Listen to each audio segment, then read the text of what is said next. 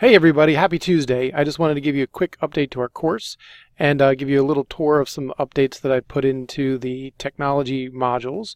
So looking here in our course, if we come down here to the tech modules, I've added a couple tools.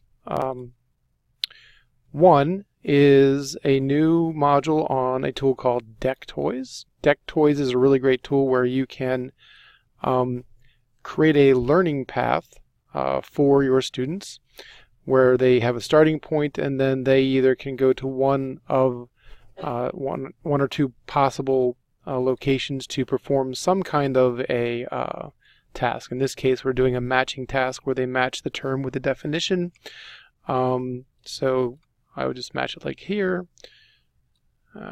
conflict, and so that's just a little preview. So if you go through that module, it'll teach you how to use Deck Toys. It is free. You can use and sign up with Google Classroom. With Google accounts, and put the link to your students in either your Google Classroom or in Schoology, or however you want to do it. There is a little note in the module that explains the difference between the free version and the paid version. Of course, I'm going to recommend you use the free version, but there are some limitations, but nothing that you can't work around. So feel free to check that out. The other thing here on the website is two screencasting tools. One is called Screencastify, and Screencastify is a Chrome extension that you put onto your Chrome web browser, so it works with a Chromebook or a laptop or desktop PC. And then you can record your screen, which is great for giving students some instruction on how to navigate to a website or how to use any kind of tool that you want them to use to be some of that, maybe that station rotation creative task that we talked about. And they need that extra support to have the video. The second one in there is one of my favorites, is actually called Screencast-O-Matic. This takes you to a playlist that they've created of how to use their information. It's really easy to use. I like it. It is also a Chrome browser extension. So Screencastify has the tutorial right here, and tells you a little bit about it. And then right here is the information for Screencast-O-Matic.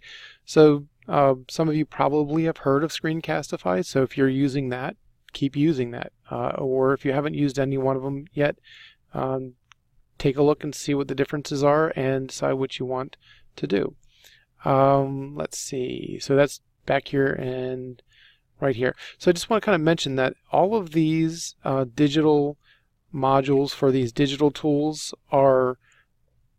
can be one of the modules that you work. You don't have to do one of the blended learning modules.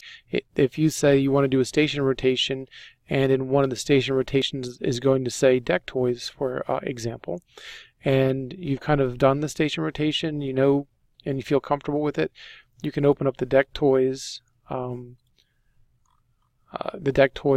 module, work through the hyperdeck. For the tech ones, we really don't do a whole lot of pre-assessment other than for the creative tools. So Deck Toys does have the ability to get some data out of it, so that you can see what your students are learning and how they're doing.